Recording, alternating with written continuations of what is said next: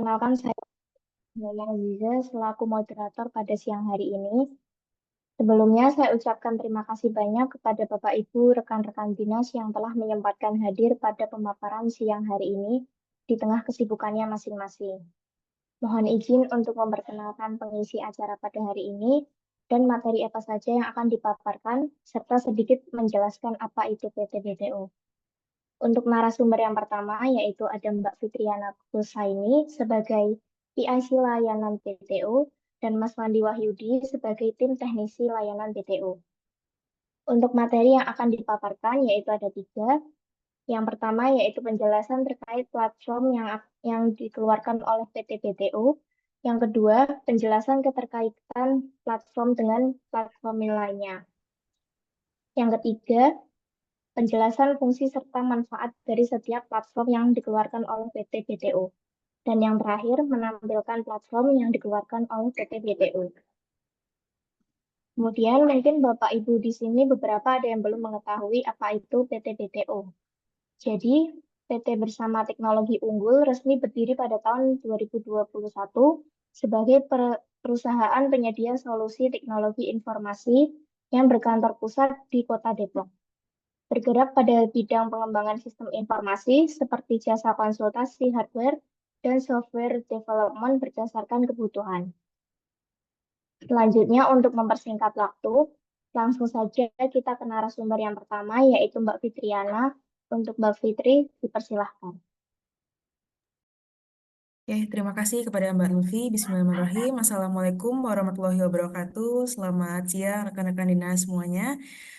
Sebelumnya, perkenalkan nama saya Fitriana Kusaini atau biasa dipanggil Fitri. Nah, di sini saya sebagai PIC layanan dari PT Bersama Teknologi Unggul. Nah, di sini saya akan menjelaskan terkait manfaat, fungsi, dan tujuan dari platform-platform yang dikeluarkan oleh PT Bersama Teknologi Unggul. Mungkin bisa di-share screen, Mbak Tarisa? Oke.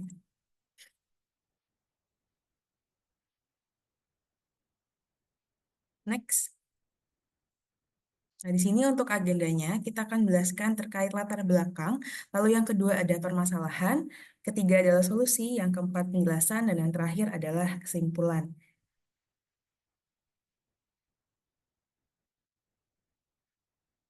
Ya, untuk introduction-nya tadi sudah dijelaskan oleh Mbak Lutfi terkait apa sih itu PT Bersama Teknologi Unggul. Mungkin saya izin menjelaskan kembali. Jadi untuk PT Bersama Teknologi Unggul atau biasa kita singkat sebagai PT BTU resmi berdiri pada tahun 2021 sebagai perusahaan penyedia solusi teknologi informasi yang berkantor pusat di Depok, Jawa Barat. Nah, bergerak pada bidang pengembangan sistem informasi seperti jasa konsultasi hardware dan software development berdasarkan kebutuhan dari Dinas Pendidikan itu sendiri. Nah, di sini bisa kita lihat permasalahan dari beberapa dinas pendidikan. Nah, di sini adalah sistem informasi pendidikan di dinas pendidikan menghadapi berbagai tantangan yang memerlukan perhatian serius. Salah satunya yaitu permasalahan utamanya adalah kurangnya ketersediaan data terkait anak tidak sekolah atau anak ATS, yang dimana seringkali dianggap tidak akurat atau tidak lengkap. Nah, sehingga sulit untuk memantau dan mengatasi penyebab dari anak tidak sekolah tersebut.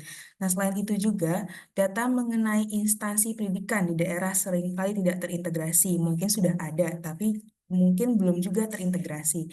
Nah, dengan informasi yang tidak lengkap mengenai fasilitas, tenaga kependidikan, atau tenaga mengajar, lalu ada juga kurikulum, itu juga sebagai salah satu penyebab terjadinya masalah dalam bidang pendidikan. Nah, hal ini diperparah oleh minimnya akses terhadap informasi, kualitas, dan standar pendidikan, serta kurangnya terstruktur sumber daya manusia pendidikan yang menghambat perencanaan dan penempatan tenaga pendidik yang efektif.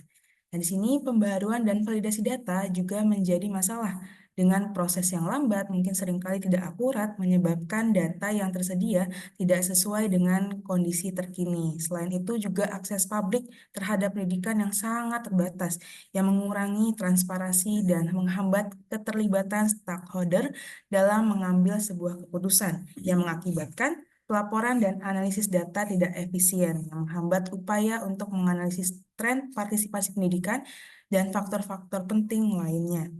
Nah, di sini kita menawarkan sebuah solusi dari permasalahan-permasalahan tersebut yang menekankan perlunya pengembangan solusi yang komprehensif untuk meningkatkan sistem informasi pendidikan di Dinas Pendidikan. Diperlukan sistem yang terintegrasi untuk mengolah data dari seluruh instansi pendidikan yang terkait. Sini adalah beberapa solusinya ya. Kemudian perlu adanya portal online yang dapat diakses oleh masyarakat maupun dari stakeholder untuk mendapat informasi mengenai kualitas pendidikan di daerah terkait, sehingga informasi yang didapatkan menjadi lebih transparansi kepada masyarakat. Di sini kita mempunyai berbagai macam platform ya, yang tentunya berkaitan antara satu dengan lainnya. Yang pertama adalah SSO atau Single Sign-On. Lalu yang kedua adalah Educational Decision Support System atau yang biasa kita singkat sebagai EDOS. Lalu yang ketiga adalah cek kelulusan. Yang keempat adalah PPDB atau penerimaan peserta didik baru. Yang kelima adalah anak tidak sekolah. Yang keenam adalah bersama belajar atau grow together. Yang selanjutnya adalah layanan terpadu atau problem solution. Nah, di sini komponen yang utamanya adalah PPDB online, cek kelulusan, dan ATS untuk mengatasi permasalahan terkait data monitoring peserta didik. Kemudian untuk menganalisis data terdapat aplikasi EDOS, lalu juga aplikasi yang bisa digunakan untuk pengembangan diri masyarakat terdapat Bersama Belajar, dan aplikasi layanan bantuan untuk membantu mencari solusi terhadap permasalahan dari laporan masyarakat sehingga bisa cepat efisien dan lebih cepat terbantu untuk masyarakat itu sendiri. Nah, seluruh aplikasi ini nantinya akan dirancang untuk login menggunakan satu akun yang sama untuk seluruh aplikasi. Maka itu hadirlah SSO atau Single Sign-On untuk mengelola akun pengguna tersebut. Nah, selanjutnya, untuk SSO atau Single Sign-On, apa sih gunanya? Mungkin Bapak Ibu punya ya permasalahan terkait pengelolaan akun. Biasanya login di platform lain harus menggunakan username atau password yang baru, atau mungkin login di platform lain lupa gitu kan passwordnya apa, sehingga itu menjadi sebuah masalah ya oleh Bapak Ibu Dinas Pendidikan. Nah, di sini jadi dibuat satu pengelolaan terkait dengan manajemen akun yang mengakomodir multi-platform. Nah, manfaatnya ketika pengembangan aplikasi tersebut tidak perlu membuat manajemen akun lagi, cukup manajemen akunnya ditempel di SSO sehingga satu orang satu akun. Nah, terkait dengan SSO itu, posisinya akan lebih optimal ketika mayoritas platform terintegrasi dengan SSO. Itu akan lebih mudah. Jadi ketika sudah login dalam satu platform dan pada saat mereka pindah ke platform lainnya, itu tidak perlu login lagi, sehingga meminimalisir lupa password atau lupa username. Lalu selanjutnya, ada Educational Decision Support System atau EDOS. Nah, dinas dan pemerintah daerah punya nggak sih data yang terintegrasi gitu? Mungkin ada yang jawab iya, ada juga yang jawab enggak. Nah, punya nggak sih informasi yang terintegrasi? Nah, mungkin juga ada iya, ada juga tidak. Nah, ketika mereka sudah punya data dan mereka sudah punya informasi, bisa nggak sih yang disediakan itu bisa membuat mereka mengambil sebuah keputusan atau kebijakan? Nah, bisa juga iya atau bisa juga tidak. Nah, di sini kita ngobrolin terkait tentang data. Nah, pemerintah daerah datanya tuh mungkin punya data, tapi belum bisa mengeksplorasi data. Nah, maka di sini EDOS berperan untuk mengeksplorasi data yang ada dijadikan sebagai informasi dasar. Nah, informasi yang muncul berdasarkan data yang dimiliki. Ketika informasi sudah muncul, baru akan dibuat informasi yang terintegrasi, atau kalau di dalam statistik namanya komposit. Nah, komposit ini menggabungkan informasi satu menjadi sebuah informasi baru. Jadi informasi satu digabungkan dengan informasi lainnya sehingga menjadi sebuah informasi baru. Nah, konsep itu bagaimana kita membangun sebuah pengambilan kebijakan atau biasa disebut dengan SPK. Nah, SPK ini arahnya di dalam sebuah platform di mana informasi yang dimunculkan dapat membantu mereka untuk mengambil atau membuat sebuah kebijakan. Nah, sebelum mengambil atau membuat sebuah kebijakan, sistem informasi itu sudah harus bisa menganalisa data yang ada atau mengeksplorasi data yang sudah ada. Itu sebagai dasar dari fungsi EDOS itu sendiri. Nah, ketika yang tadinya mereka nggak punya informasi, jadi punya informasi. Yang sudah ada informasi bisa membuat analisis atau kajian baru. Nah, ketika dari sisi analisis atau kajian sudah ada, dibuat sistem, mereka bisa menentukan kebijakan. Nah, arah kebijakan itu bisa membantu mereka mengambil sebuah kebijakan sesuai dengan kebutuhan daerahnya itu sendiri. Itu untuk EDOS. Selanjutnya, ini ada cek kelulusan. Sebenarnya fungsinya tuh simpel ya, membuat mekanisme online untuk masyarakat atau siswa mengecek kelulusan secara online. Nah, datanya itu diambil dan terintegrasi oleh data backbone. Nah, semua platform yang kita buat ini terintegrasi atau basisnya berasal dari data backbone. Cek kelulusan dari sisi sekolah dapat menentukan siapa yang lulus atau siapa yang tidak lulus. Nantinya untuk yang sudah lulus bisa dicetakkan SKL atau surat keterangan lulus. Ya nantinya bisa kita integrasikan sehingga bisa melakukan pencetakan ijazah ya ketika memang sudah lulus. Nah intinya untuk cek kelulusan ini akan nyambung dengan aplikasi PPDB atau penerimaan peserta didik baru. Hasil dari kelulusan ini akan ditangkap oleh platform PPDB. Nah, misalnya kelulusan dari PAUD akan ditangkap oleh lulusan jenjang SD. Nah, lulusan SD akan ditangkap untuk lulusan jenjang SMP dan begitu selanjutnya. Nah, ketika PPDB dan cek lulusan sudah dijalankan, akan muncul yang namanya anak tidak sekolah. Next. Nah, ini ada platform yang namanya PPDB atau penerimaan peserta didik baru. Mungkin sudah nggak asing ya di Bapak Ibu Dinas Pendidikan. Nah, aplikasi ini merupakan aplikasi yang paling banyak digunakan oleh Dinas Pendidikan tentunya ya. Lalu apa sih keunggulannya dari platform ini? Yang pertama, terintegrasi validasi dua arah. Kami melakukan integrasi data dengan Dapodik dan EMIS sebagai data awal PPDB yang berasal dari data backbone. Hasil dari PPDB ini nantinya langsung kami kembalikan ke Dapodik tanpa perlu operator melakukan input data manual di Dapodik. Jadi kemudian terdapat integrasi dengan API instansi lainnya sebagai media validasi sebagai contoh untuk validasi data diri mengenai NIK, nama, tanggal lahir. Nah, ini kami melakukan validasi dengan Dukcapil. Nah, sedangkan untuk data-data keperluan DTKS afirmasi, kami melakukan validasi data dengan Dinas Sosial sehingga data untuk pendaftaran akan lebih akurat. Nah, keunggulan lainnya ini adalah fleksibilitas penerapan regulasi. Nah, kami menggunakan fitur CMS atau Custom Management System yang di mana Dinas Pendidikan dapat melakukan penyesuaian regulasi secara mandiri.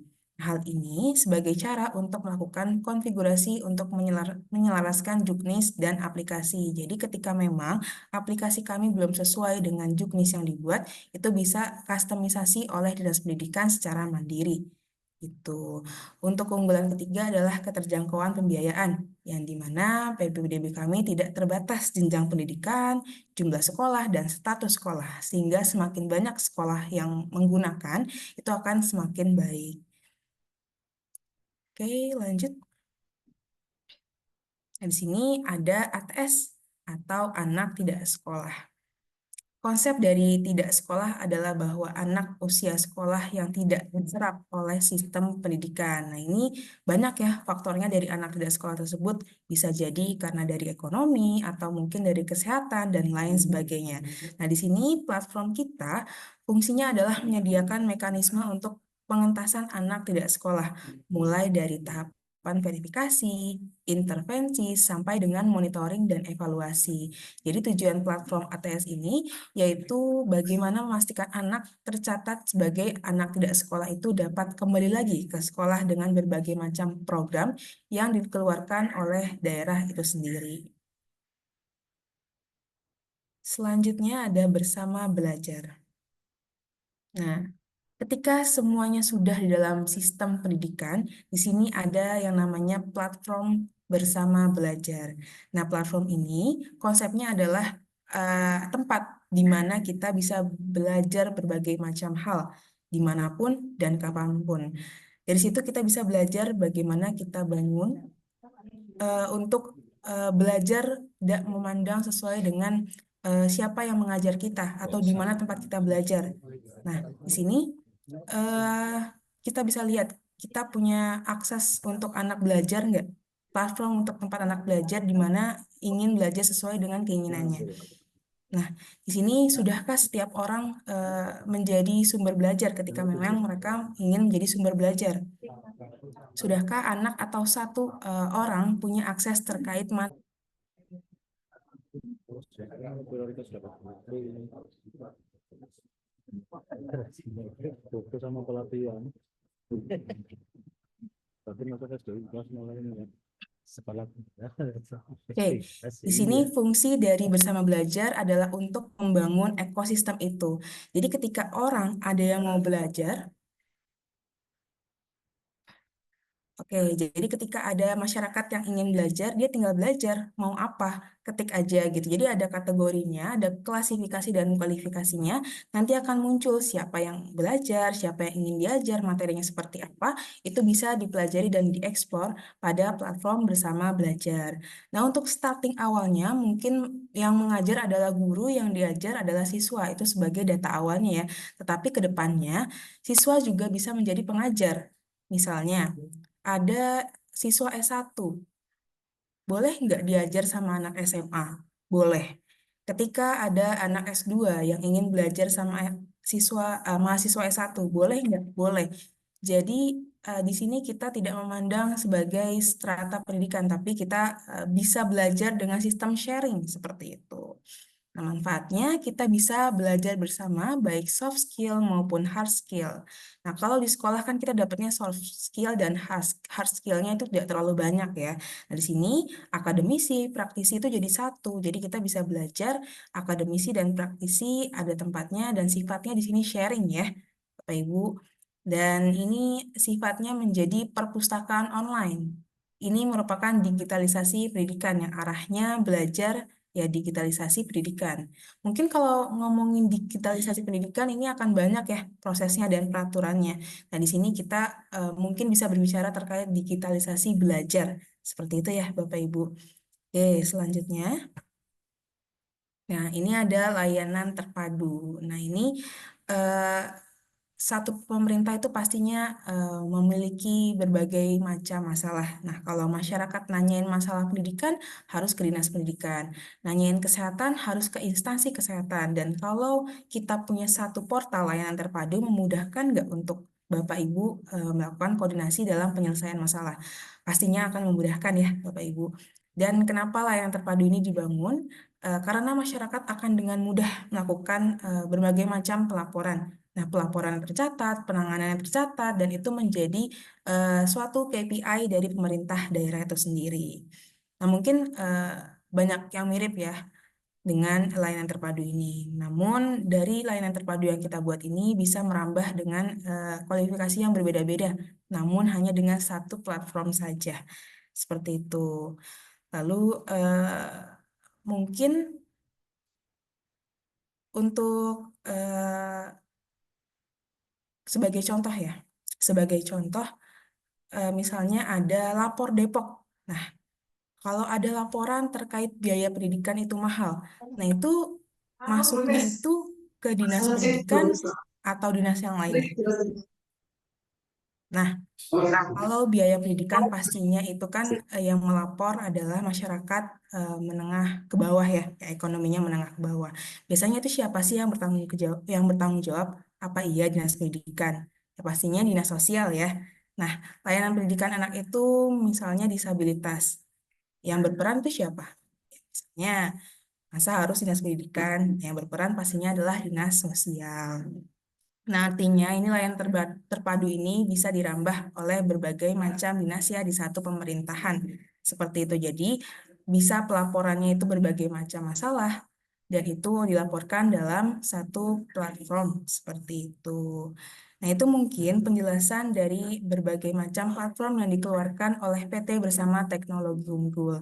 Nah, selanjutnya mungkin bisa dijelaskan terkait tampilan-tampilannya ya oleh narasumber selanjutnya. Saya serahkan lagi kepada Mbak Lutfi.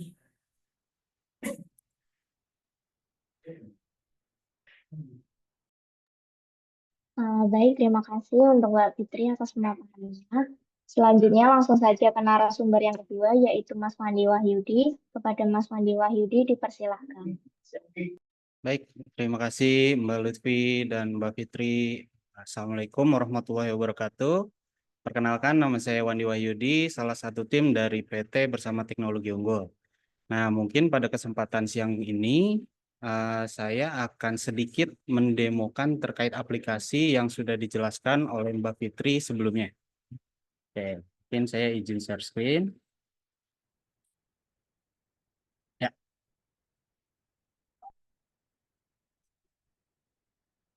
Baik. Untuk aplikasi yang pertama ini ada SSO ya, Single Sign On. Nah, yang dimana SSO ini bertujuan untuk memanajemen terkait akun. Apa aja sih yang bisa dilakukan di SSO itu? Seperti yang Mbak Fitri jelaskan tadi sebelumnya, di sini kita bisa membuat satu akun untuk berbagai aplikasi yang disediakan oleh daerah. Contohnya, misal daerah punya ATS, punya aplikasi EDOS, punya aplikasi PPDB, terus kelulusan dan lain-lain, mungkin seperti itu. Nah, untuk melakukan loginnya seperti apa? Kita langsung masuk ke salah satu, misalkan ke SSO ya, yang admin. Ini kita memasukkan username dan password. Oke. Selanjutnya pilih instansi.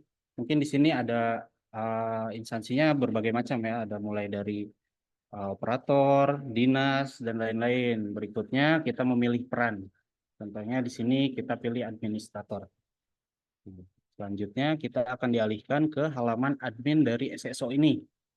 Nah, dari aplikasi ini, admin ini bisa mengatur terkait dengan aplikasi apa saja yang disediakan oleh daerah masing-masing. Misalkan daerah menyediakan terkait ATS, EDOS, SSO maupun PPDB seperti itu. Nah, selain itu di sini juga kita bisa memanajemen terkait akunnya, akun approval di sini. Misalkan ada yang registrasi, kita setting untuk yang registrasi ini dinas, misalnya dinas perlu approval dari admin SSO, mungkin dari admin dinasnya juga. Nanti setelah dia melakukan registrasi akan ada email yang untuk menunjukkan dia emailnya sudah terverifikasi dan masuk ke di table ini. Belum di table sini ada belum approval ya. Belum approval ini ditunjukkan karena akun ini belum terapprove dan belum bisa login.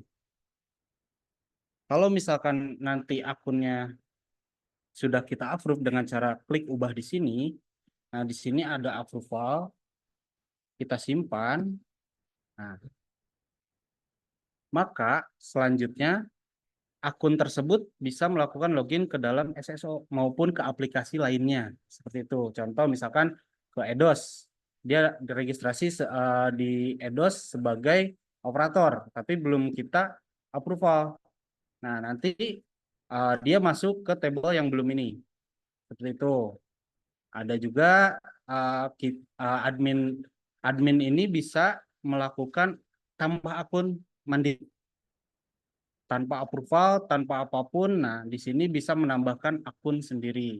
Misalkan operator dinas mau ditambah 2 orang atau 3 orang. Nah, di sini bisa langsung melakukan penambahan akun. Gimana manajemen aplikasinya? Nah, manajemen aplikasinya itu ada di sini. Setelah mereka membuat akun,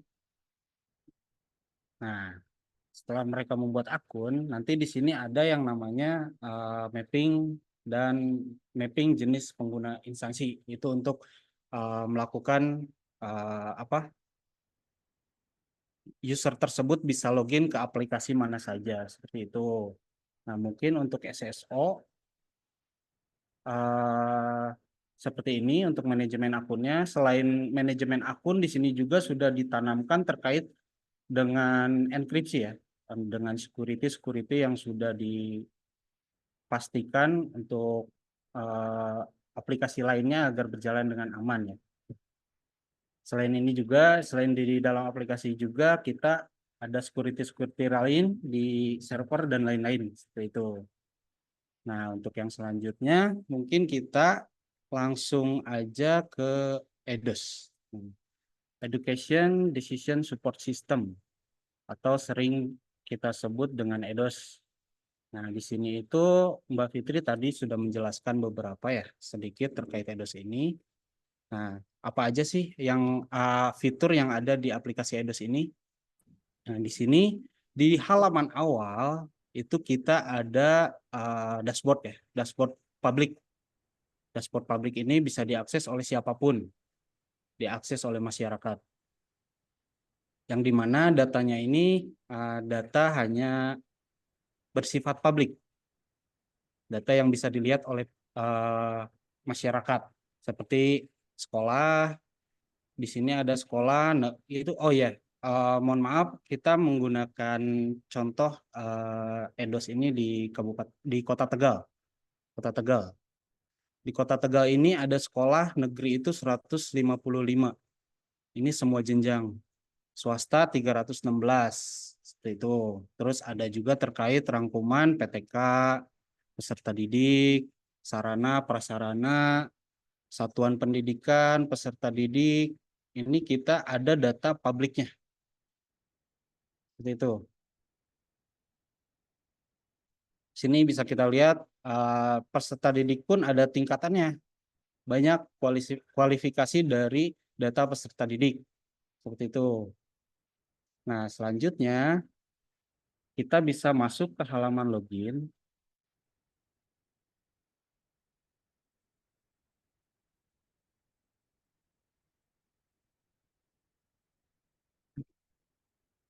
Setelah melakukan login, ini login ini untuk admin ya. Biasanya digunakan oleh admin dinas. Loginnya nah, di sini sudah benar-benar detail terkait data. Dan data ini yang Mbak Fitri sebelumnya sampaikan, data kita ini sudah terintegrasi. Itu di sini ada grafik dan tabel dari beberapa rangkuman seperti status sekolah, tempat tinggal dalam bentuk chart ya. Dalam bentuk chart, dalam bentuk rangkuman ini sudah ada. Di sini kita bisa melihat akreditasi sekolah juga. Sekarang di sini ada PAUD, bisa dilihat akreditasinya A itu ada 25, sekitar 20%. Akreditasi B-nya itu ada 76, sekitar 37%. Begitupun dengan akreditasi C dan tidak terakreditasi. Dan di sini juga ada rasio siswa atau guru. Seperti ini. Oh, guru PNS, siswa, di sini ada rasionya. Siswa berdasarkan tingkat juga di sini sudah ada, sudah kita sediakan. Nah, selain dari semua grafik ini, kita juga menyediakan terkait data per rekap, ya. Seperti rekapitulasi. Di sini kita ambil contohnya semester lalu ya, semester lalu untuk satuan pendidikan status sekolah. Nah, di sini kita bisa lihat negeri swasta ya, karena dia bersifat status sekolah negeri swasta dari per wilayah, Gadana, Tegal Selatan, Tegal Barat, Tegal Timur. Nah, itu sudah kita sediakan chartnya dan juga data rekapnya. Nah, data rekapnya seperti ini per wilayah. Selain itu, data ini juga bisa kita unduh dalam bentuk Excel. Jadi datanya sudah terekap. Nah, selain satuan pendidikan, di sini ada satuan pendidikan berdasarkan jenjang, berdasarkan bentuk pendidikan, akreditasi, sumber listrik, dan lain-lain masih banyak di sini. Ada juga di sini data terkait peserta didik ya.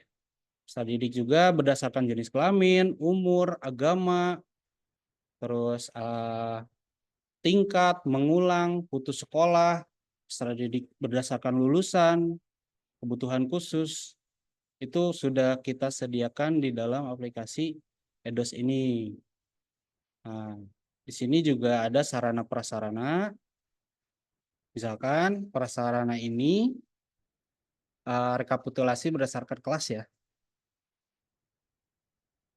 Di sini misalkan di wilayah Margadana ini ada kelas yang baik, rusak ringan, rusak sedang, rusak berat, dan jumlah. Itu sudah kita rekap. Nah, dan data ini pun sama seperti sebelumnya, bisa diunduh. Bisa diunduh ke dalam bentuk Excel maupun PDF. Sebetulnya seperti itu. Nah, selain dari data-data yang tersedia di sini, kita juga menyediakan terkait dengan quality control.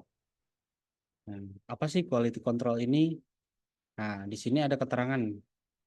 Untuk quality control 1 itu, unikan peserta didik ID. Dia unik atau tidak unik. Ada 2 kategori. Nah, untuk isi kedua itu ada keunikan NISN.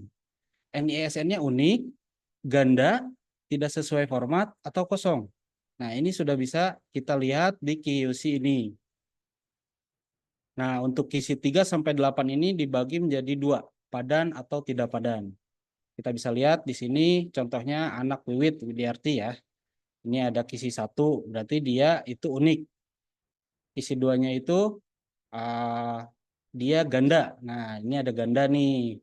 Dia 1 unik.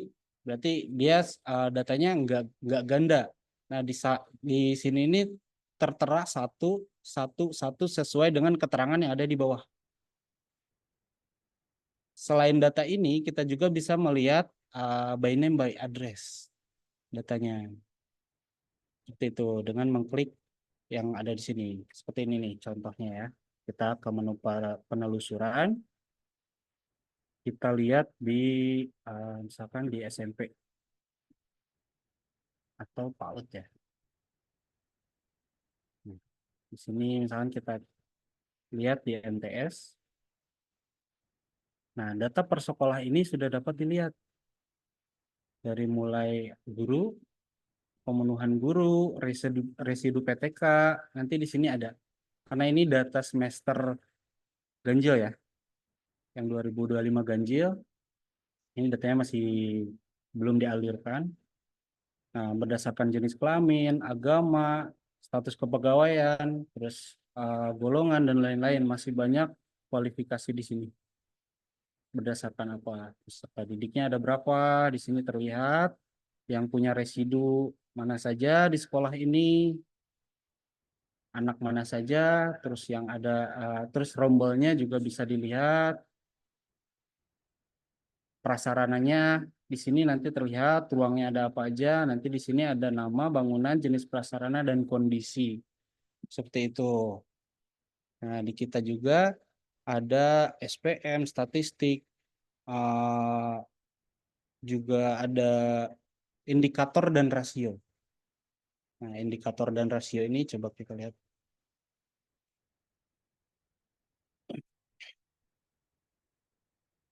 Mungkin dari rekan-rekan yang hadir pada siang hari ini udah ini ya, sudah tidak asing dengan backbone mungkin ya beberapa. Nah, ini kita datanya itu dialirkan dari backbone. Itu. Tuh. Selain itu juga kita mempunyai peta sebaran terkait satuan pendidikan, PTK maupun peserta didik. Kita ambil contoh di sini peserta didik. Peta sebaran dari peserta didik di semester yang lalu ya. Coba kita lihat.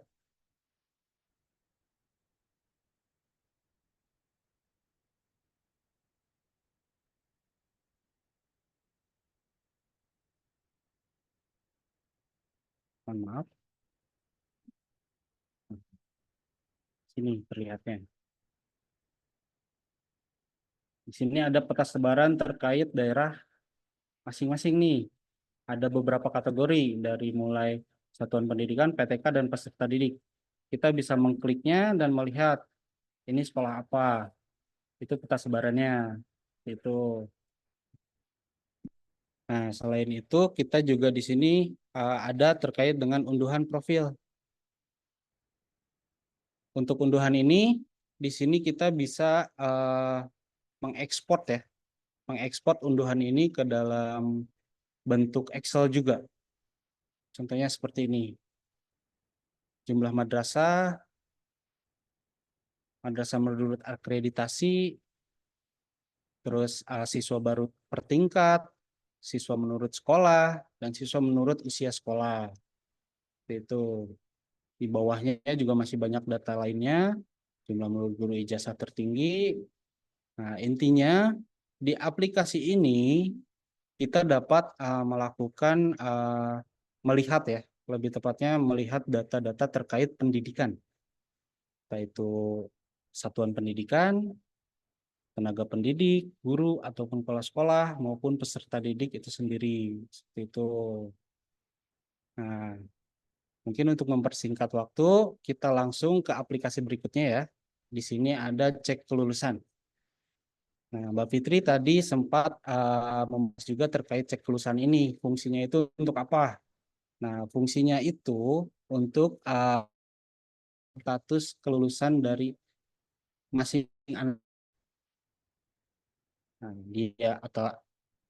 di sini ada misalkan di Semen Jayapura. Ya, kita ambil contoh untuk data dari Kota Jayapura. Sini di Semen 1 Jayapura ini yang belum verifikasi itu 0. Yang lulus itu ada 392 anak di tahun ajaran sebelumnya. Yang tidak lulus itu ada 0. Nah, terus untuk di sini per jenjang ya, semua jenjang kita sediakan tergantung kebutuhan dari masing-masing daerah. Nah, jika anak itu sudah lulus, apa sih yang bisa dia lakukan di aplikasi ini? Dia dapat login nantinya. Nah, seperti ini. Dia belum terverifikasi. Di sini ada biodatanya berikut dengan barcode dari biodata tersebut. Jika dia lulus, jika sudah bisa cetak SKL. Untuk cetak SKL ini, formatnya juga sudah disediakan oleh admin. Formatnya bisa mengikuti ya, tergantung kebijakan dari daerah seperti apa format untuk cetak SKL ini. Itu. Nah, ini terbilang aplikasi yang sangat simpel sebetulnya. Tapi ini bermanfaat ya untuk masyarakat bisa mengecek status kelulusan mereka. Nah, terus selanjutnya mungkin kita langsung ke aplikasi PPDB. Ini PPDB ini ada 2 ya. Ada aplikasi PPDB untuk siswa dan untuk operator sekolah maupun admin dinas. Seperti itu. Nah, apa aja sih yang ada di PPDB halaman depan untuk siswa ini? Nah, di sini ada kita bisa memantau ya terkait peringkat, dari mulai jenjang SD, SMP, kesetaraan, tergantung jenjang apa yang diikut sertakan untuk PPDB. Nah, seperti ini. Di sini juga ada jalur kuota ya. Kuota pendaftarannya berapa, dibagi jalur per jalur. Terus kita bisa melihat di SD ini pendaftarnya ada berapa, seleksi peringkatnya seperti apa, dan yang daftar ulang siapa saja. Itu untuk halaman pantau peringkat. Nah, di menu berikutnya ada statistik. Di sini sama ya, hampir sama seperti pantau peringkat, hanya di sini berbentuk rekap ya, rekapitulasi. Seperti kuotanya ada berapa, pendaftarnya berapa, terverifikasinya berapa, diterimanya berapa, daftar ulangnya juga berapa. Nah, jika daerah ini sudah menggunakan aplikasi PPDB dari kami, biasanya itu ada filter untuk tahun ajaran. Di tahun ajaran lalu itu seperti apa datanya? Nah, di tahun ajaran itu seperti apa? Tahun ajaran sekarang itu seperti apa datanya? Seperti itu. Nah, di sini di menu berikutnya ada jadwal ya, terkait jadwal ini semua ini sudah dapat dilakukan oleh admin dinas ya. Sudah dapat disesuaikan oleh admin dinas terkait dengan jadwal, regulasi, semuanya sudah fleksibel. Sudah fleksibel. Sini juga regulasinya ada ya seperti ini. Nah, ketika siswa login, apa saja menu yang ada di dalamnya? Untuk siswa yang sudah login, dia dapat melihat halaman dashboard ya. Di awal itu dia melihat halaman dashboard. Di sini ada daftar jika ingin mendaftar PPDB, melihat profil, identitas siswa tersebut sendiri, dia statusnya sudah diverifikasi atau belum. Di sini ada sampai alamat, pengkinian data, ubah jenjang, terus riwayat ya. Intinya di sini ada riwayat perubahan data. Apapun yang siswa lakukan, di sini tercatat oleh sistem. Mau dia menghapus pendaftaran, mau dia mendaftar, melakukan perubahan data, itu sudah tercatat oleh sistem. Seperti itu. Jadi kita tahu nih, kalau misalkan ada siswa yang mengadu ke sekolah, misalkan, kok pendaftaran saya hilang? Padahal saya nggak melakukan apa-apa. Nah, ini fungsinya untuk riwayat.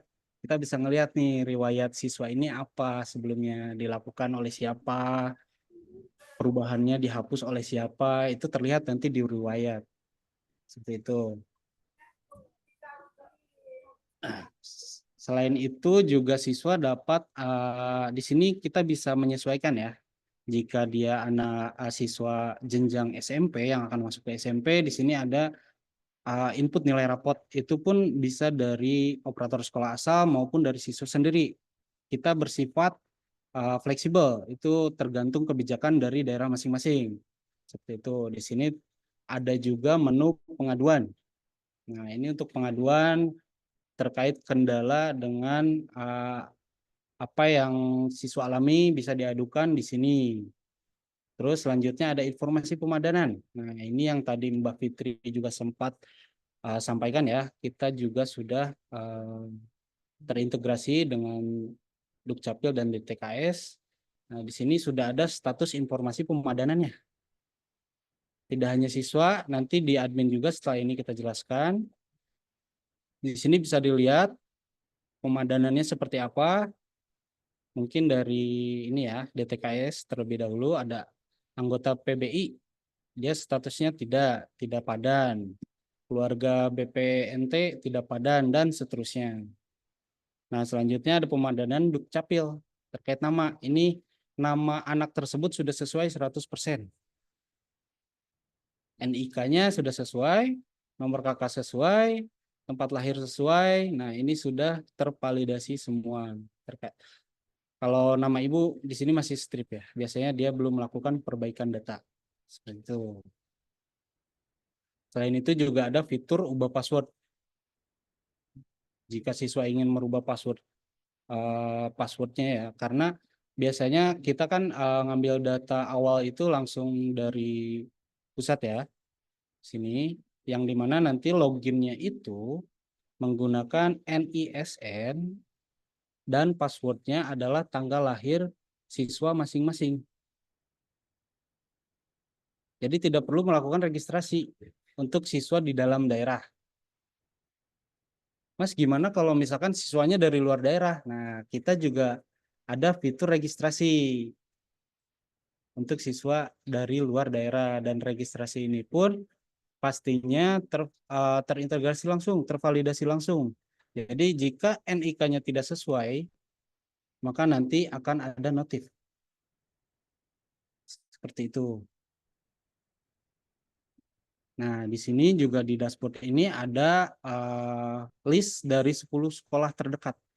Siswa bisa melihat 10 sekolah terdekat dari rumah mereka masing-masing.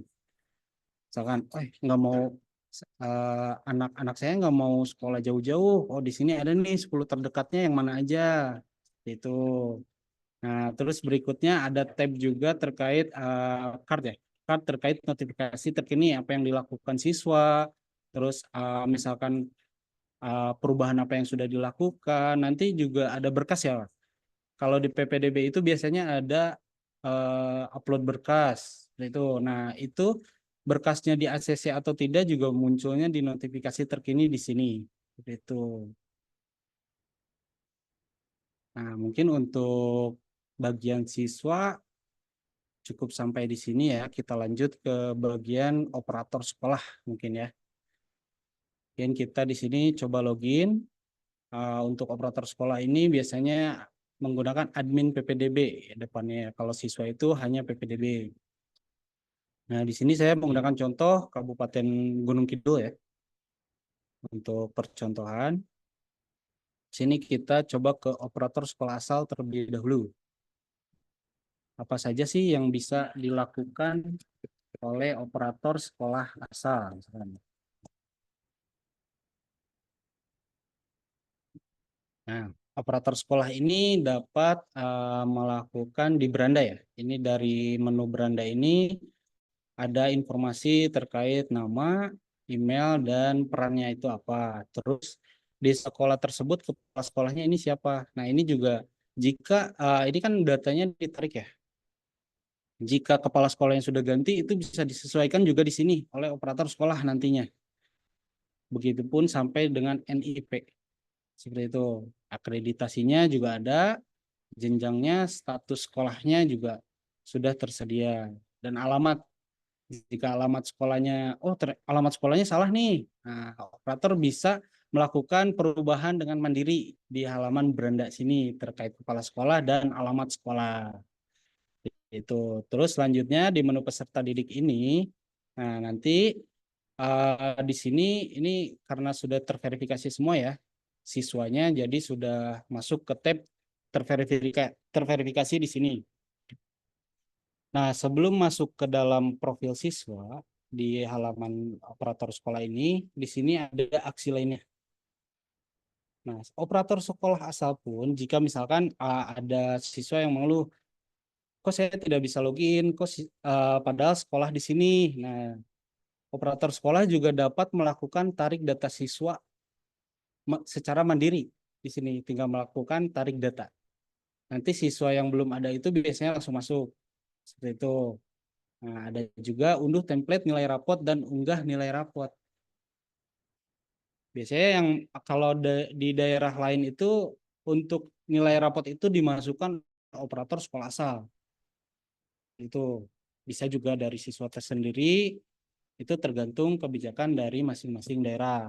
Nah, sebelum memasukkan itu biasanya operator itu hanya tinggal mengunduh template nilai rapot yang ada di sini. Gitu. Nah, setelah diisi baru melakukan unggah yang format yang telah diisi tadi, diunggah lagi ke sini. Nanti maka akun siswa ini rapotnya akan terisi otomatis seperti ini contohnya.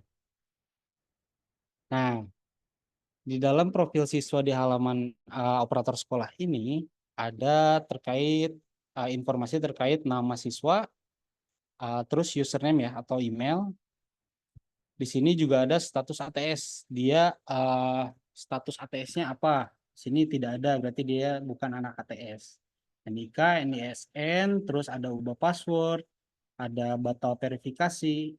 Ini batal verifikasi ini siswa yang telah diverifikasi biodatanya ya. Jika siswa sudah diverifikasi biodatanya, biasanya muncul icon ini, checklist hijau. Itu.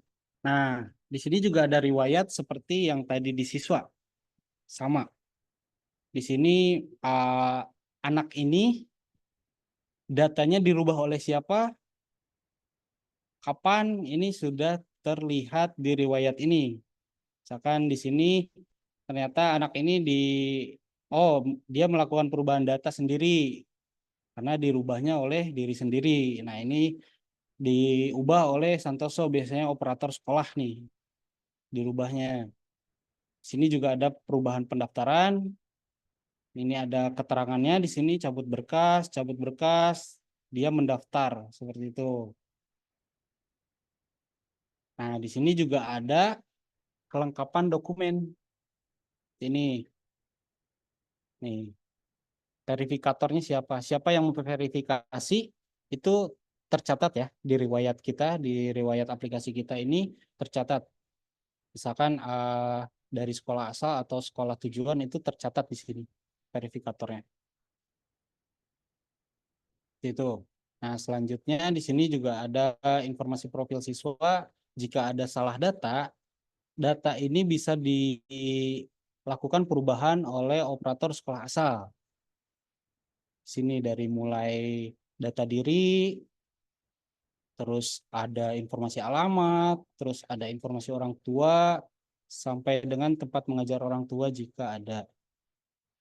Nah, di sini juga bisa kita flagging terkait apakah anak ini masuk ke data kemiskinan, apakah kakak anak ini sudah 1 tahun, kartu keluarganya sudah 1 tahun atau belum. Nah, apakah anak ini perpindahan tugas atau bukan? Itu. Nah, di sini juga kita menyediakan terkait titik lokasi dan maps ya. Karena di sini sudah lewat ya, jadi ini kita nonaktifkan untuk petanya. Itu. Nah, selain itu di sebelah kanan ini juga ada piagam atau penghargaan yang dimana bisa ditambah tergantung regulasi lagi. Ini bisa ditambah oleh operator sekolah asal maupun admin dinas ataupun mereka siswa sendiri secara mandiri memasukkan piagam atau penghargaan. Biasanya di sini kita tambah itu ada piagamnya apa ya? Ini biasanya ada formatnya dari daerah. Ini formatnya dari daerah, kejuaraannya apa, misalkan prestasi berlomba bergu tingkat kabupaten atau kota, juara kedua sampai ketiga, juara 1 sampai ketiga, seperti itu. Di sini juga perlu mengupload file nih. Dia mempunyai piagam, buktinya itu diupload di sini. Piagamnya difotokan atau di-scan dan diupload ke sini, seperti itu. Nah, ini untuk kelengkapan yang tersedia ya dari regulasi. Biasanya yang wajib itu akte seperti itu, foto siswa, kartu keluarga itu wajib. Nah, ini juga bisa disesuaikan oleh daerah masing-masing, kebutuhannya apa, seperti itu. Kita semua aplikasi yang kita sediakan di sini sudah dapat mengikuti kebijakan atau masukan dari dinas masing-masing, seperti itu. Nah, ini selanjutnya ada rapot. Di sini untuk persetujuan. Biasanya persetujuan ini dilakukan untuk siswa yang melakukan perubahan data. Nah, dinas pendidikan ingin setiap siswa yang melakukan perubahan data maka harus disetujui oleh sekolah asal. Contohnya seperti itu. Nah, maka akan muncul di sini apa yang dirubah dan belum dirubah itu nanti muncul di sini. Yang sebelum dirubah dan sesudah dirubah, data apa yang siswa tersebut rubah itu terlihat di menu sini. Itu. Nah, menu selanjutnya ada layanan pengaduan. Sini terkait respon atau pengaduan-pengaduan dari siswa ya. Masuknya diarahkannya ke operator maupun ke dinas, nanti per masing-masing peran muncul pengaduan tersendiri. Seperti itu. Sini juga ada admin akun untuk menambahkan misalkan di sekolah ini saya operator cuma 1, misalkan seperti itu. Saya mau tambah 1 lagi. Nah, operator sekolah pun bisa menambahkan secara mandiri di sini. Seperti itu. Nah, selanjutnya mungkin kita ke peran ini ya. Kita masuk ke peran sekolah tujuan, karena peran sekolah asal tadi sudah kita jelaskan. Kita coba masuk ke sekolah tujuan. Nah, sama seperti sebelumnya, di sini juga sekolah tujuan bisa dapat merubah terkait informasi alamat dan kepala sekolahnya ya di sini. Terus bedanya dengan apa? Dengan operator sekolah, untuk sekolah tujuan di sini ada list dari kuota yang tersedia untuk sekolah tersebut. Nanti di sini muncul listnya, muncul list kuotanya seperti itu. Nah, di sini juga sama peserta didik Ada menu peserta didik di sini. Oh, ini belum ada datanya. Mohon maaf, kita ambil contoh sekolah yang lain.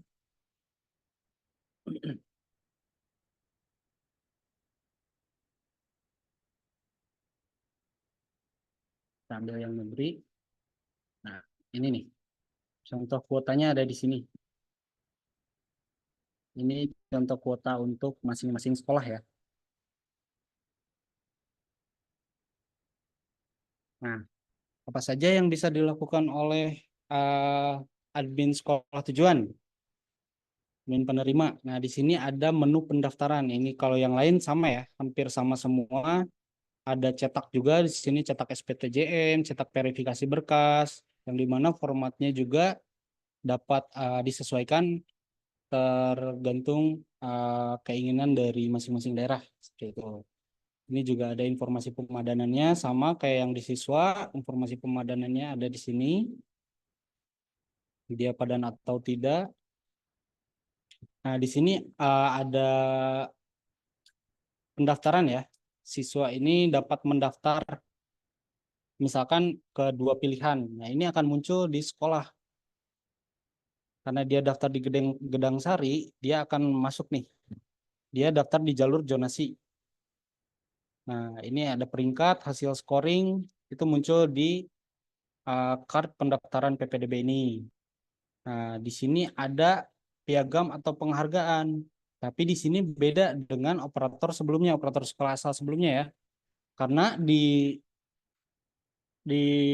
sekolah tujuan ini tugasnya hanya memverifikasi piagamnya saja.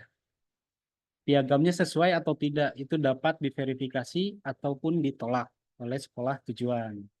Nanti ada pilihannya di sini. Nah, berikutnya di sini juga ada kelengkapan. Nah, bedanya dengan operator sekolah asal, di sekolah tujuan ini hanya memverifikasi saja. Berkasnya sesuai atau tidak, seperti itu. Ditolak juga bisa oleh sekolah tujuan ya. Bahwasannya, oh berkas kakak ini enggak sesuai nih, kakaknya misalkan kakaknya harusnya yang diupload kakak malah akte, seperti itu. Nah, ini dapat ditolak, nanti notifnya muncul ke siswa. Dan siswa harus upload ulang, seperti itu. Nilai akademisnya juga ada di sini. Nah, untuk verifikasi datanya, listnya bisa dilihat di sini nih, biasanya. Di menu verifikasi data. Ini sudah ada yang terverifikasi. Biasanya kalau yang belum itu, di sini nanti ada tombol ya, untuk memverifikasi bahwa anak-anak ini daftar di jalur afirmasi, benar nggak dia punya berkas afirmasi atau enggak, seperti itu. Begitupun dengan jalur perpindahan tugas orang tua, dia benar nggak punya berkas perpindahannya, seperti itu. Jalur zonasi dan juga prestasi. Biasanya di sini muncul verifikasinya semua, seperti ini. Dia untuk tabelnya ada jenis pilihan, nomor pendaftaran, NISN, dan nama. Nah, biasanya untuk daftar ulang ini dilakukan setelah pelaksanaan selesai ya. Misalkan dalam jarak waktu berapa yang ditetapkan oleh daerah, nanti di sini muncul list siswa yang harus daftar ulang. Dan jika dia sudah melakukan daftar ulang ke sekolah, di sini hanya perlu menceklis seperti ini contohnya. Nih, di sini ada checklist. Nah, berarti jika admin sekolah tujuan melakukan checklist ini, maka anak tersebut sudah daftar ulang ke sekolah masing-masing, seperti itu. Sini juga ada unduh rekapitulasi daftar ulangnya.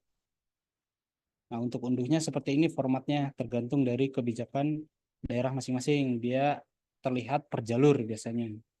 Dari nama, jenis kelamin, asal sekolah, dan skor. Nah, ini sudah dapat diunduh dalam bentuk PDF. Gitu. Sini sudah ada tabel rekapitulasi dan tanda tangannya. Sesuai. Oke. Untuk layanan pengaduan masih sama seperti operator sekolah asal sebelumnya. Dan admin akun juga masih sama seperti operator sekolah asal sebelumnya. Nah, mungkin dari peran sekolah tujuan itu hanya seperti ini. Nah, untuk peran admin dinas itu full akses. Bisa disesuaikan dengan admin dinas. Kalau dari admin dinas ini menunya banyak. Ya, ada menu instansi. Ini kita bisa lihat per instansinya di sini.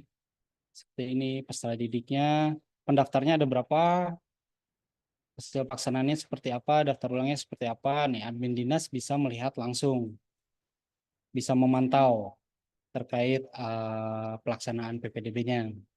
Itu menu peserta didik juga sama seperti sebelumnya. Bedanya di sini ada validasi ya.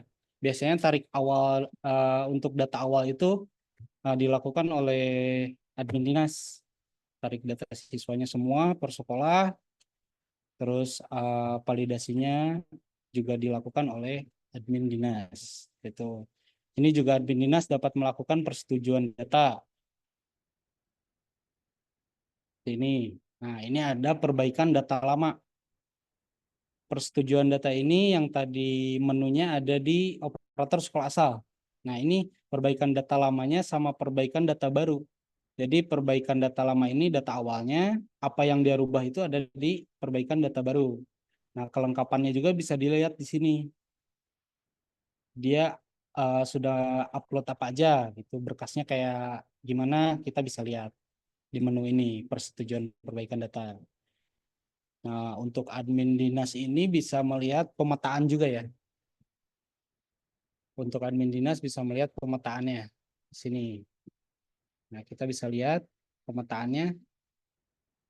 Di sini ada PKBM. Yang titik biru ini biasanya ini ya, siswa. Biasanya siswa. Atau yang lebih enaknya lihatnya di reporting sih sebetulnya rekan-rekan. Nah, di sini di reporting ini kita bisa mantau juga nih terkait pelaksanaan. Misalkan yang daftar kakak 1 tahun itu sudah berapa jumlahnya. Nah, yang kakaknya belum 1 tahun itu ada berapa jumlahnya. Terus di dalam daerah ini ada berapa, luar daerah ada berapa. Nah, ini kondisi data pendaftarnya. Terus untuk log data harian, di sini juga akan terlihat perubahan datanya per hari itu ada berapa, pendaftaran per hari itu berapa, yang hapus pendaftaran itu berapa, ubah sekolah berapa, ubah jenis pilihan juga berapa. Ini terlihat di sini semua per hari. Nah, seperti ini contohnya, ini kesetaraan ya. Pendaftarannya pilihan 1 ada 73, karena dia hanya satu pilihan kalau tidak salah di sini. Yang terverifikasinya ada 73, diterimanya 73, daftar ulangnya ada 66. Seperti itu. Nah, di sini juga ada cat-cat lain ya, seperti rekapitulasi pelaksanaan. Di sini ada pendaftar, terverifikasi, diterima, dan daftar ulang dalam bentuk cat. Sini juga ada persentase penerimaan, kategori usia, jenis kelamin, persentase daftar ulangnya berapa, itu terlihat. Nah, ini biasanya yang sudah terverifikasi atau sudah diterima itu warnanya akan hijau seperti ini. Ini ada, kita bisa lihat di sini ya, titik-titiknya hijau. Nah, titiknya hijau seperti ini biasanya itu dia sudah diterima. Kalau dia belum diterima atau belum mendaftar itu warnanya merah. Warna titik ini warna merah. Kita coba lihat contohnya ada gak kira-kira di SMP. Ya. Ini untuk SMP seperti ini karena jalurnya banyak ya kalau SMP. Nah, bisa dilihat di sini ada titik merah, ada titik hijau. Nah, ini tuh biasanya siswa yang tidak diterima atau belum mendaftar. Tapi yang hijau ini siswa yang sudah diterima. Ini per titik lokasi ya, per titik lokasi rumah masing-masing siswa. Dan ini untuk markernya ini adalah sekolahnya. SMP Negeri 2 Gedang Sari. Biasanya nih sekitaran sini pasti dia mendaftar ke sekolah tersebut. Seperti itu. Nah, bisa dilihat. Dan juga di sini ada pendaftar diterima dan tidak diterima secara rekapitulasi ada 6.000 sekian. Misalkan yang diterima, yang tidak diterima ada berapa? Oh, ada 219 misalkan. Gitu. Nah, ini untuk monitoring terkait log ya. Kalau ini berikutnya ada rekapitulasi perval. Sini ini juga terlihat NISN, nama dan lain sebagainya. Sini juga ada rekapitulasi pelaksanaan. Ini biasanya rekapitulasi pelaksanaan ini sama dengan yang di halaman siswa sebelum login. Ini juga ada di admin, sudah kita sediakan di sini. Untuk layanan pengaduan, nah ini untuk settingan-settingannya ada di sini. Itu mungkin untuk aplikasi PPDB selesai ya sampai peran admin, seperti itu admin dinas. Nah, selanjutnya di sini ada aplikasi ATS, anak tidak sekolah. Ya, di sini aplikasi untuk memanajemen anak tidak sekolah. Gitu. Nah, halaman awalnya seperti ini. Nah, jika kita sudah login, kita lakukan login terlebih dahulu. Maaf, sini.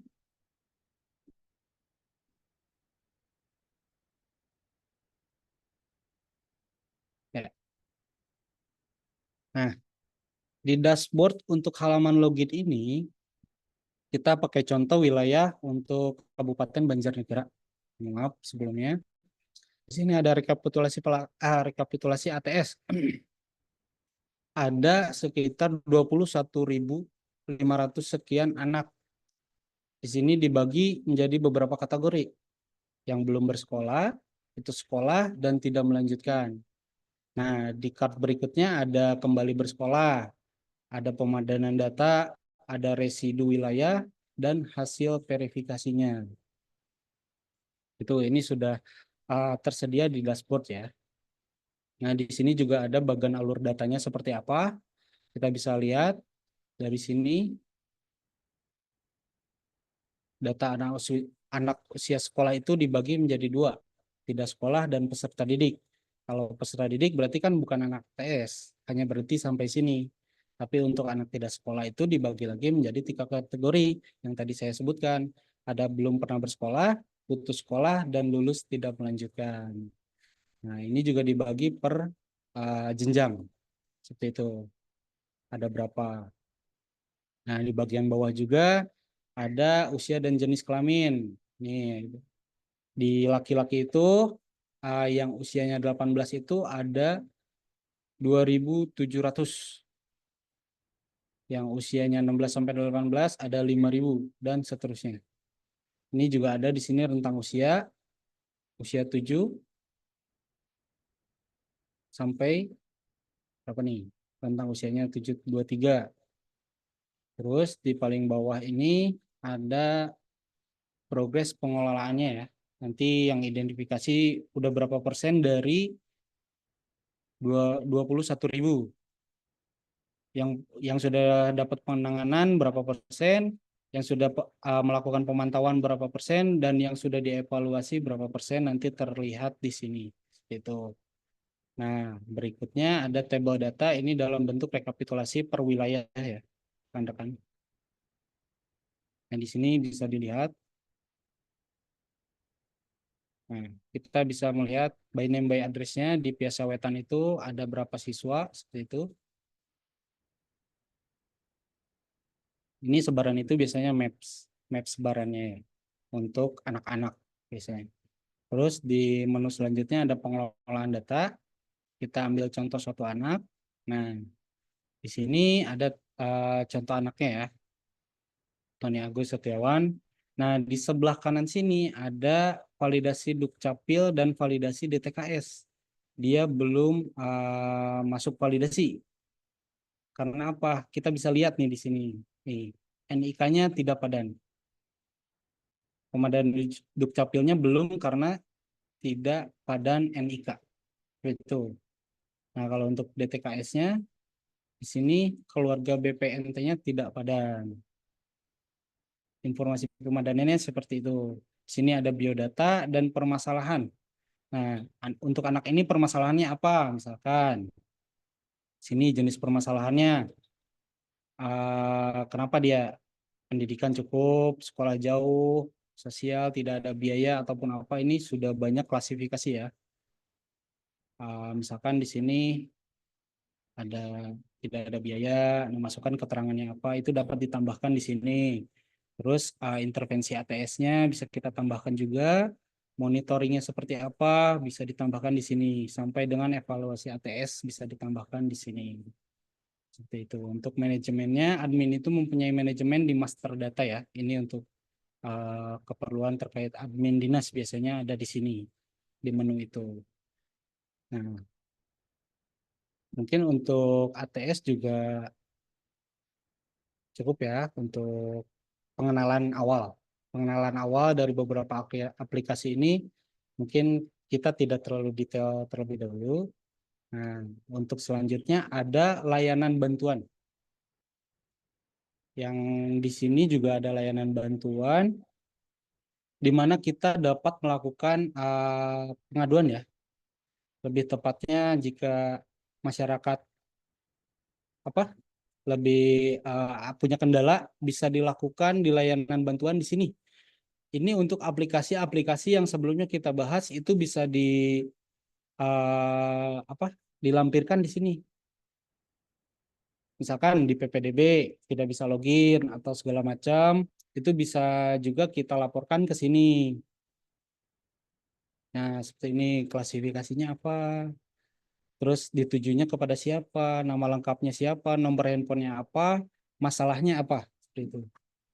Nanti akan muncul di sini, akan bisa ditambah di sini. Itu. Nah, di sini juga ada WhatsApp Customer Care biasanya dicantumkan oleh misalkan tergantung daerah ya. Itu mau pakai WhatsApp yang mana? Itu bisa kita sesuaikan nantinya.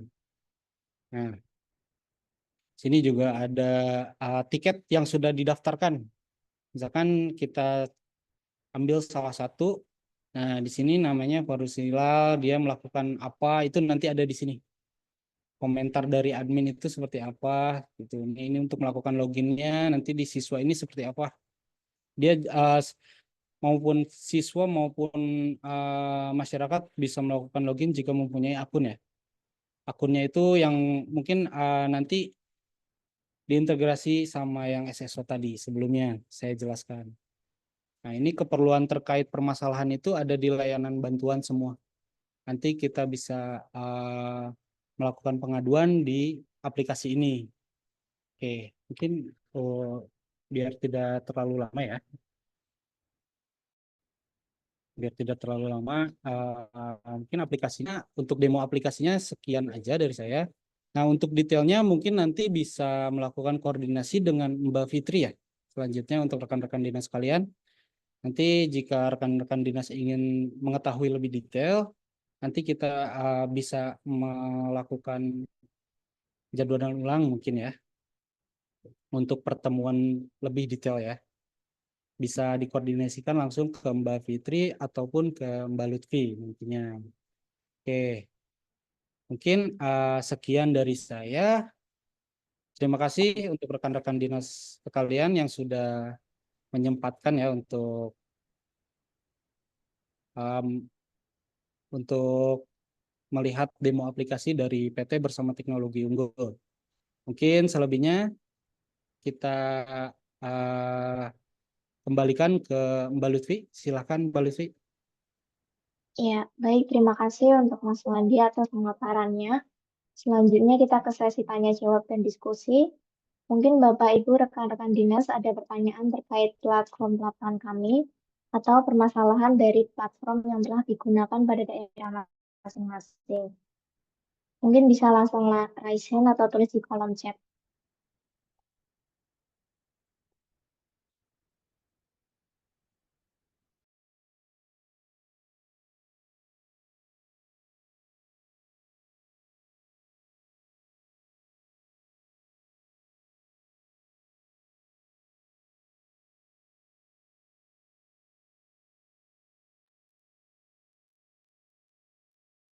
Ya, mungkin dari rekan-rekan dinas sekalian ada yang ingin bertanya.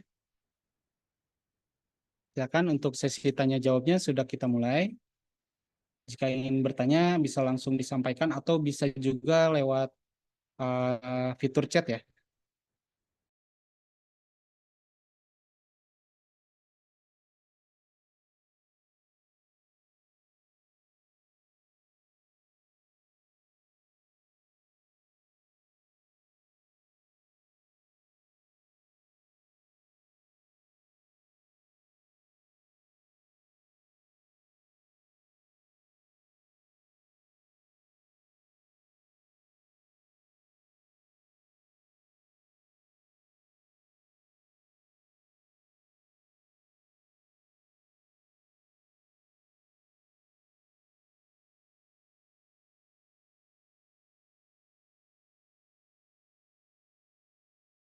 Baik, sambil menunggu daerah lain, mungkin ini ada satu pertanyaan dari Bapak Ida Bagus ya.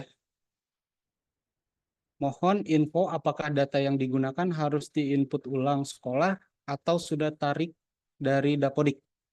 Untuk data kita sudah ditarik ya Pak. Sudah ditarik dari Dapodik dan itu kita integrasikan biasanya di awal sebelum PPDB mulai. Biasanya PPDB kita itu ada 3 tahapan. Pra, terus pelaksanaan sama pasca. Seperti itu Pak. Untuk datanya itu udah ditarikan oleh admin dinas, data awalnya biasanya. Ataupun kita yang menarikan bisa. Data awalnya terhitung cut off ya, per cut off Pak. Itu.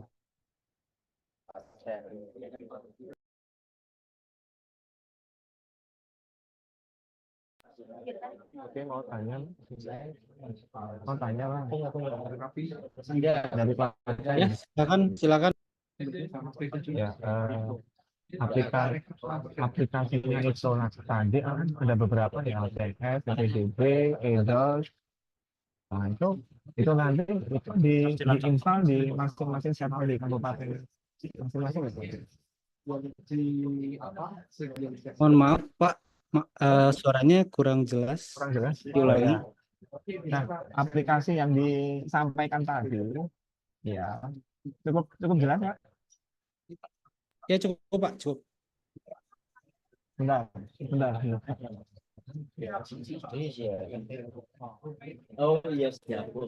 Oke, cukup jelas, Pak. Cukup Ya, jelas. cukup jelas Pak. Sekarang sudah jelas. Oke, terima kasih. Setelah melihat paparan itu tadi, aplikasi yang sudah dipaparkan, yang sudah didemokan, misalnya nanti setiap kabupaten daerah memungkinkan untuk menggunakan itu, nanti dari 4 aplikasi itu tadi ada ATS, PPDB, EDOS, sama satunya apa tadi lupa, itu dipasang di servernya masing-masing kabupaten ya.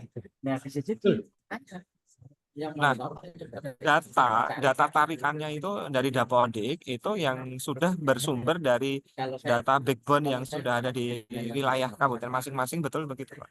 Betul. Itu Pak. Oke, baik. Bentar, mau tanya lupa tadi apa? Bisa jadi ada yang sama dengan yang mereka. Oh ya, nanti saya ingat dulu, nanti tak tanya lagi. Ya Pak, siap. Kalau untuk data untuk aplikasi itu bisa ditanamkan di masing-masing daerah ataupun di kita ya Pak. Itu tergantung dari daerah mau seperti apa. Baiknya sih di Kominfo lebih bagus Pak. Oh, di Kominfo. Oh iya, baru ingat. Kira-kira ada nggak semacam apa yang bisa ditawarkan di kabupaten yang untuk bisa bahan laporan ke pimpinan kami untuk ini ada suatu sistem ya yang untuk bisa kami sampaikan ke pimpinan begitu. Boleh ya, nanti bisa langsung koordinasi sama Mbak Fitri. Oh, Pak. sama Mbak Fitri. Ya, betul. Oke, baik. Ya. Nggak, mungkin itu Mas untuk pertanyaan dari kami. Siap, terima kasih Bapak.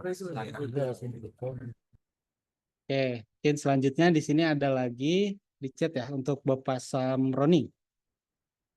Untuk sekolah yang ada di naungan Kemenag, apakah juga langsung datanya bisa masuk atau perlu input lagi? Silakan, Mbak Fitri.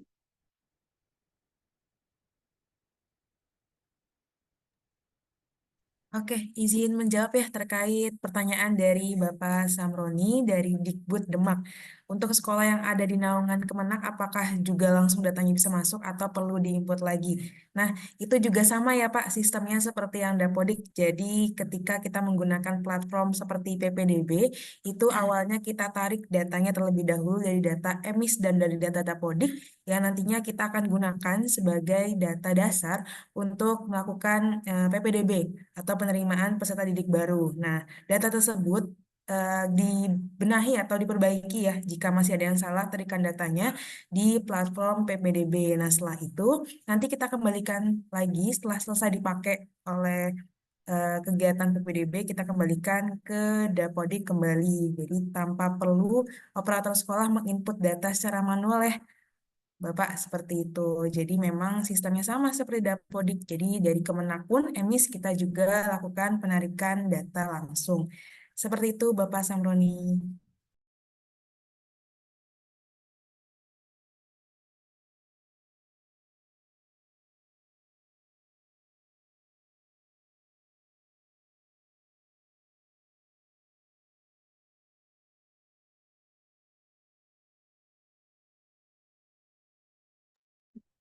Mungkin dari Bapak Ibu rekan-rekan daerah ada yang ingin ditanyakan kembali?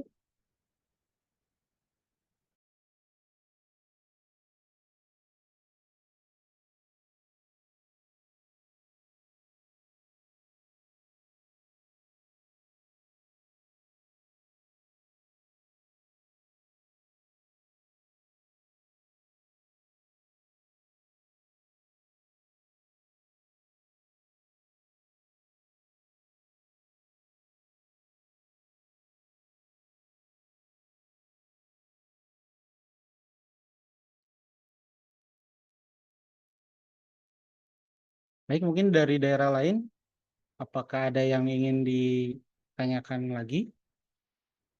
Ini ada Kota Mojokerto, Dinas Pendidikan Kota Mojokerto, Dinas Pendidikan Badung ya, Kabupaten Badung, terus ada Kabupaten Karanganyar, ada juga Cilacap.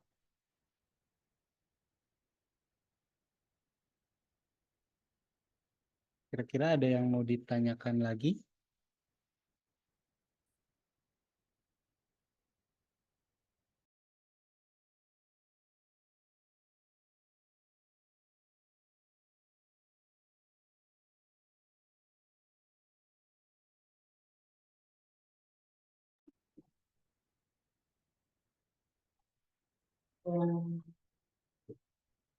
Untuk sesi tanya jawab, kami tunggu 3 menit ke depan ya Bapak Ibu. Jika tidak ada, kami akan tutup. Eh, Selamat sore, Mbak. Saya dari Kabupaten Karanganyar. Eh, Dan ini sudah bekerja sama dengan PTU. Nah, tetapi saat ini kami baru bisa mengakses yang EDOS-nya, ya, toh, Mas? Iya. Yang lama. Terus nanti yang berkaitan dengan aplikasi yang lainnya seperti ATS dan yang lainnya itu apakah ada MOU lagi apa gimana sama EDOS-nya kok masih lama terus ngupgrade-nya gimana ini? Itu saja Mbak yang kami tanyakan. Terima kasih. Assalamualaikum. Waalaikumsalam. Terkait terkait MOU, mungkin Mbak Fitri yang akan menyampaikan. Oke, terima kasih Pak untuk pertanyaannya dari Dinas Pendidikan Karanganyar ya Pak ya. Oke, jadi terkait kerjasama untuk platform lainnya, mungkin ada PPDB, ATS, atau cek lulusan, atau mungkin ada lainnya aplikasi yang ingin bekerja sama dengan PT Bersama Teknologi Unggul, nanti kita akan komunikasikan ya Pak ya. Jadi Iya. MOU-nya bisa kita diskusikan, butuh untuk berkas persiapan administrasinya seperti apa, nanti sesuai dengan kebutuhan dari Kabupaten Karanganyar ya, seperti itu Pak. Nah, terkait dari pertanyaan Bapak untuk EDOS ya. Nah, kebetulan nih Karanganyar memang sudah bekerja sama dengan PT BTU untuk platform EDOS ya. Nah, Iya. kenapa nih? Mungkin pertanyaannya ada perbedaan dari yang sudah tadi dipaparkan atau didemokan oleh Mas Wandi ya. Kenapa ada perbedaan dari EDOS-nya Tegal dengan EDOS-nya Karanganyar? Atau mungkin ada yang belum di-upgrade. Nah, boleh nih Mas Wandi, kenapa sih Mas ada perbedaan antara Kabupaten Karanganyar dengan Kabupaten Tegal yang tadi sudah didemokan ya? Boleh dijawab oleh Mas Wandi. Oke, mungkin izin menjawab ya Pak. Untuk perbedaan sebetulnya tidak ada, karena kita ini semua masukan dari masing-masing daerah itu kita kumpulkan jadi satu itu. Nah, setelah itu baru kita dorong ke semua daerah. Itu seperti feedback ya untuk PT kita ini dari masing-masing daerah, misalkan ada fitur yang kurang atau apapun itu, nanti kita akan tambahkan. Nah, kita akan pakai di masing-masing daerah. Mungkin untuk saat ini kan yang terbaru ya. Kalau yang terbaru itu kita masih dalam tahap pengembangan nih Pak. Sekarang jadi terinstallnya masih yang versi sebelumnya ya, versi 2. Nah, sebetulnya sekarang kita udah ada versi 3. Nah, tapi versi 3 ini masih dalam tahap pengembangan. Kemungkinan nanti akan kita dorong ke masing-masing daerah yang sudah bekerja sama dengan kita itu di mungkin bulan depan, insya Allah Pak. Kita coba dorong yang terbaru ya Pak. Ya Pak, terima kasih. Ya, sama-sama Bapak. Nambahin Mas dari Karanganyar juga ini, masih dari Iya, Karanganyar boleh. terkait dengan aplikasi PPDB ya. Aplikasi PPDB itu nanti terkait dengan server atau infrastrukturnya.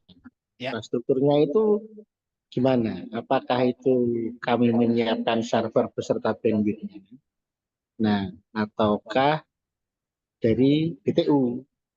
Kemudian kalau servernya dari kami, bandwidth juga dari kami. Nah, spesifikasinya seperti apa, butuh bandwidth-nya berapa, itu kan harus ada ini, paling tidak ada spesifikasinya tertentu gitu. Mungkin itu aja sih Mas, pertanyaan. siap. Bapak langsung izin jawab ya Pak ya. Ya, Untuk server ini sebetulnya kita ikut Pak, tergantung dari daerah. Apakah daerah bisa menyediakan dari Kominfo-nya ya, ataupun dari Disdiknya langsung bisa, ataupun juga dari kita. Misalkan ikut server ke kita gitu. Itu bisa tergantung dari daerahnya mau seperti apa. Untuk spesifikasi servernya ini, kita butuh 4 server Pak. Kita butuh 4 server. Yang pertama itu control plane, worker 2, sama database 1. Mas Allah. Kita butuh 4. Itu control plane 1, worker 1 sama worker 2, dan database 1. Nah, itu spesifikasinya nanti mungkin Mbak Fitri langsung kirim ya Pak ya. Untuk spesifikasi detailnya nanti dikirimkan oleh Mbak Fitri. Ya, makasih Bapak. oke Mas, makasih ya. Ya, sama-sama.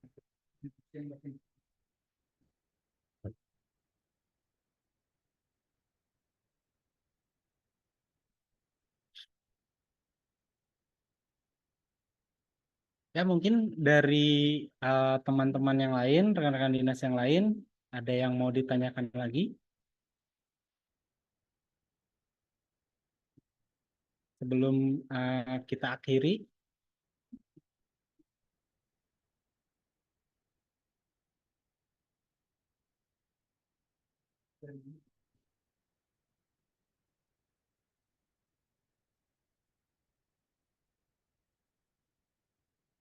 Baik. Mungkin untuk informasi atau pertanyaan lebih lanjut bisa langsung hubungi ke Mbak Fitri atau Mbak Lucy ya, atau nanti Mbak Fitri yang menghubungi rekan-rekan dinas sekalian jika ada pertanyaan lebih detail ataupun kebutuhan lainnya ya, rekan-rekan dinas. Baik, mungkin langsung aja Mbak Lutfi, silakan. Baik, saya akan tutup jika sudah tidak ada yang ditanyakan lagi.